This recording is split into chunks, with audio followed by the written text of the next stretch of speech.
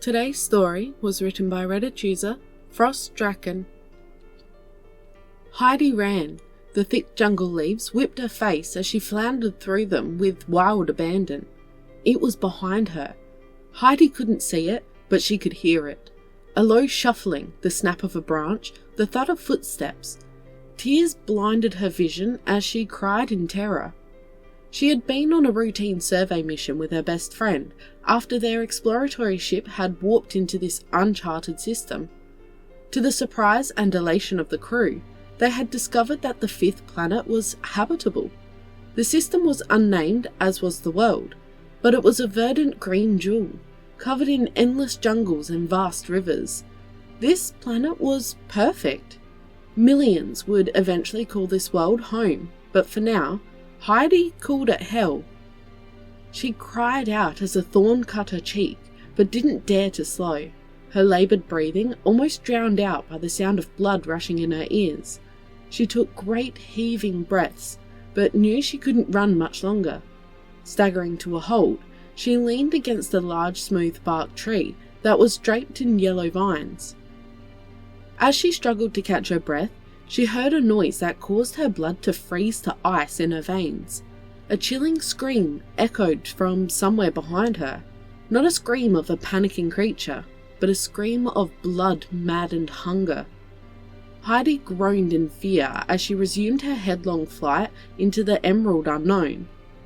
She and her crewmate had set down on the planet to do some preliminary sample gathering and routine tests before the main survey party set down. Normally, she relished these moments, where she and her best friend were the only two people on the entire planet. They could pretend they were the only two people in the universe. Her breath was ragged as her tortured lungs screamed for relief, but fear fueled her limbs and she ran. She ran like her ancestors had run from the terrifying primordial predators of ancient Earth. She ran like her life depended on it, because it did. Once more, a blood-hungry scream rang out through the dense jungle. As she lost her concentration for a moment, she stumbled and almost fell. She caught herself using the vines hanging from the nearby trees, their surfaces rough and leathery to the touch. She remembered when it had gone wrong. She had been walking around the perimeter of the ship when she had stumbled into a steep-sided ravine. She was only a few dozen meters from the ship and so had called out loudly for her friend's help. Unfortunately for her, her shouting had attracted something else. Something hungry. Heidi pushed her way through a particularly dense patch of undergrowth, the damp leaves soaking her to her skin but doing little to alleviate the sheen of sweat that coated her from her exertions. As she clawed her way through, she heard another scream. This one was closer. How was it closer? She was running as hard as she had in her whole life. What was this thing? What would it do to her if it caught her? With images of horrific rending teeth and shredding claws playing across her mind, she once more ran through the undergrowth. She didn't know which direction, and couldn't even see the suns due to the thick rooftop canopy. Her wrist-mounted assistant was busted. It had likely broken during her tumble down the ravine's steep embankment. She had tried desperately to claw her way back up the steep earthen wall, but the soggy soil had crumbled between her fingers and she had given up. That's when she had tried calling for help, leading to her current situation of being chased by some invisible nameless predator in some luck-forsaken jungle in the middle of uncharted space. Her booted feet slammed into the moist ground with a squelch as the soil became swampier. She growled in breathless anger as she felt herself slowing. Looking desperately for a drier root, she spotted a fallen tree to her left. Squelching over to it, she scrambled up its smooth bark side and straddled it for a moment, trying to catch her breath in the thick, cloying air of the jungle. Her body felt as though it were on fire as all her muscles screamed in agony. Groaning in effort, she managed to get to her feet through sheer force of will alone. and slowly at first, made her way across the fallen tree. She noted with a small part of her brain that the tree was truly enormous. In life, it must have stretched almost 40 meters into the deep blue sky. She glanced up wistfully. What she wouldn't give to see the sky again. She had been trapped in a ship for months, and now that she had finally gotten planetside, the sky was not visible. She reached the end of the titanic log and slid down onto firmer ground. With any luck, her actions had thrown the predator off her trail. She stood for a moment, listening in silence. Her hair stood on end, and a prickling sensation ran down her spine as she felt the eyes of something observing her from the impenetrable jungle. She tensed and then bolted in a new direction as she swore she heard heavy breathing. She jerked in fear as once more the hungry scream wormed its way through the foliage to her.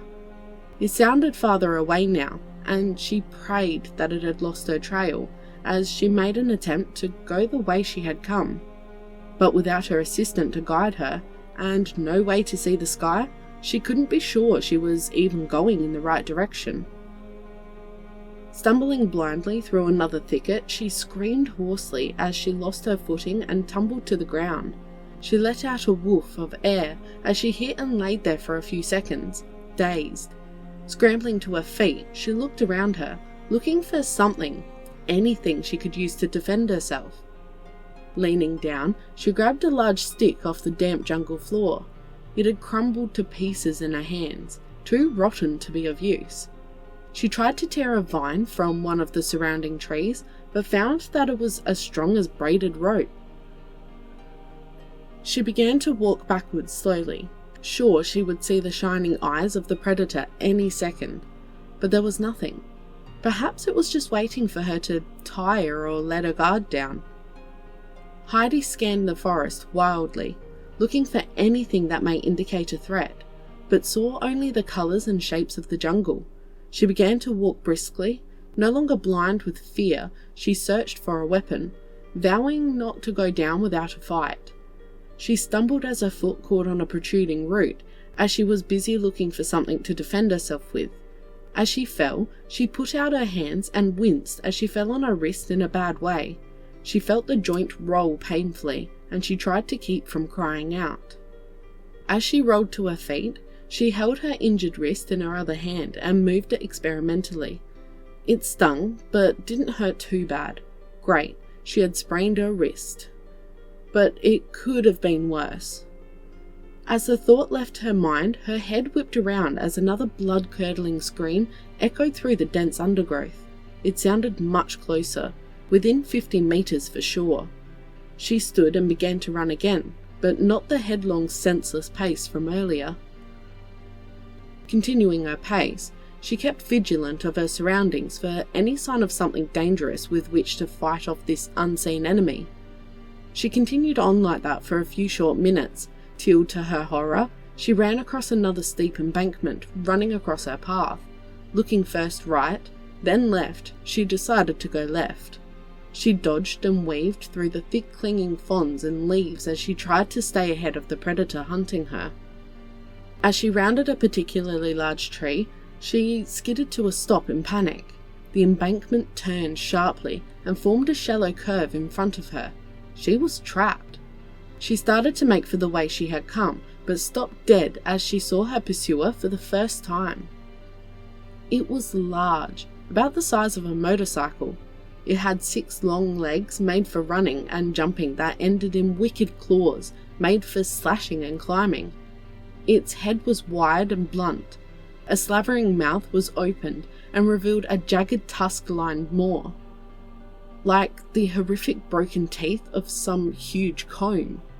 Its dark greenish-grey fur blended into the shadowed undergrowth almost perfectly, making it seem to swim in and out of sight as it stalked towards her, low to the ground as if ready to pounce. She backed up as it fixed its shining yellow eyes on her and let loose another piercing scream. She tripped as she tried to back away and raised her arm in defense as she tensed to spring. but suddenly it raised its furred head and seemed to cock it as if listening intently to some faint noise. It rose to a standing position and screamed at something she couldn't see before she heard it. The unmistakable sound of something massive crashing through the undergrowth towards them. The predator leapt straight up in apparent surprise and tried to flee, but was slammed into by a huge dark blur. The new monster was heavy and large, almost impossible to make out in the dim undergrowth as it grappled with the predator. She caught an impression of a multitude of insectoid legs and multiple larger appendages before the predator screamed in rage and bit at the monster. The monster seemed unaffected, as the predator's tusked maw bounced ineffectively off its thick carapace armour. The monster swung the predator to the side as it grappled, slamming it into a tree. The predator screamed again, and Heidi heard a bone-chilling hiss of anger from the newcomer as the predator rammed into the monster with terrific force. It was all she could do just to watch this horrific clash without fainting in abject terror. The monster reared up as if to strike at the predator, its many fighting appendages spread wide, before slamming them down on the predator's back and causing it to screech in pain. It swung a heavy clawed blow at its attacker, but its claws again rebounded off the thick chitinous armour. Heidi watched, transfixed, as the monster tackled the stunned predator and seemed to wrap around it, coiling itself like a snake. It began to constrict the predator. The predator screamed again, this time in fear and agony as its bones began to crack and its muscles tore with sickening snaps. With a final crackle of splintering bone, the monster crushed the life from the predator and uncoiled, releasing the now limp and sundered corpse to the jungle floor with a slight thump. Heidi watched as the monster seemed to rear up like a snake. The forward third of its nearly 6-metre long body raised up in a cobra-like manner. Suddenly it turned her direction, her breath froze in her throat as she made out a pair of compound eyes glinting in her direction. Suddenly the monster shot towards her, faster than anything of that size should have been able to move. She yelled in alarm as she felt it sweep her off her feet and coil itself around her in the same way it had to the now dead predator. But death did not follow. Instead, the monster spoke. "Heidi, what were you thinking? Running away like that on an uncharted planet? You could have been killed. If I hadn't been able to follow your personal beacon, you may very well have been," she heard the monster say from beneath its heavy coils. "Sorry, Yvonne. I didn't mean to run off and almost die. It was an accident, I swear." Heidi protested weakly, but in reality, she was relieved beyond words for the timely arrival of her friend. Finally releasing her from her prison of heavy coils, Yvonne let her go and scuttled back a metre to let Heidi regain her bearings. Heidi brushed herself off in mock indignation, but was in reality just trying to gather her thoughts. She stopped and looked at her friend. Yvonne was a Vinifel, an insectoid race resembling a massive centipede, but with 5 pairs of arms and a multitude of short, knife-like legs. She had 2 compound eyes and 2 long antennae that she generally kept folded down her back like a pair of braids. Her back was covered in heavy armour plates and her chest was armoured in much thinner and more flexible sheets of chitin. Her underbelly was rather soft and unarmoured, but was held close to the ground due to her scuttling walking posture. The front third of her body was reared up in a vaguely S shape like a cobra, and her mouth was a series of chitinous plates arrayed over a slit-like mouth in which was situated her radula, an organ resembling a toothed tongue used for stripping meat from bone. Yvonne looked Heidi over and asked her concernedly, "Are you fit to head back to the shuttle? I know that human endurance has its limits, and being chased through this mother-forsaken jungle by a ravenous wild beast has got to top that list." Heidi chuckled at her comment and nodded. She began, "Thanks, Yvonne, if you hadn't shown up," but the Vinifel female cut her off with a 3-armed wave. But I did show up, so let's not speculate on the alternatives, please. Yvonne grimaced at the thought. Heidi smiled as the huge female swayed slightly in discomfort, her antenna twitching. Heidi reached out and patted the woman on her armoured flank, saying, "It's all over now, you got me, everything's fine."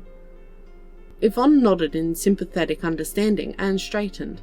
Turning with surprising flexibility, she pointed to the carcass behind her. "Should we bring that thing with us? Maybe it's edible." "Oh, you're impossible. You are always thinking with your stomach, you greedy bug," Heidi said in exasperation. Yvonne shrugged and pulled a large skinning knife out of a sheath on her side. "No sense in letting it go to waste. Plus, it's all tenderized just the way I like. When are we going to get a chance to eat fresh killed meat like this again? In 2 years? Heidi sighed as she watched her friend butcher the animal with practiced ease. "Okay, but at least let me scan it before you start to eat it this time. We aren't going to have a repeat of the last time you found something tasty," she said with air quotes. Yvonne winced at the memory and said, "Okay, that's fair, but you are going to have some, right?" Heidi smiled and replied warmly, "Of course I will. I'm not a bloody herbivore, for luck's sake." She laughed at Yvonne's expression as she mentioned herbivores. She walked over to the large insectoid woman and gave her a ferocious hug that seemed to surprise the large alien. Rather than push her away, Yvonne lowered her antenna and brushed them over Heidi's face. The two shared a moment to enjoy each other's company before turning back to the task of butchering the dead predator. As the two of them hoisted chunks of red meat and shared a last look at the dead creature, they began to laugh. They laughed as they walked off into the jungle, knowing that together, nothing in the universe could harm them.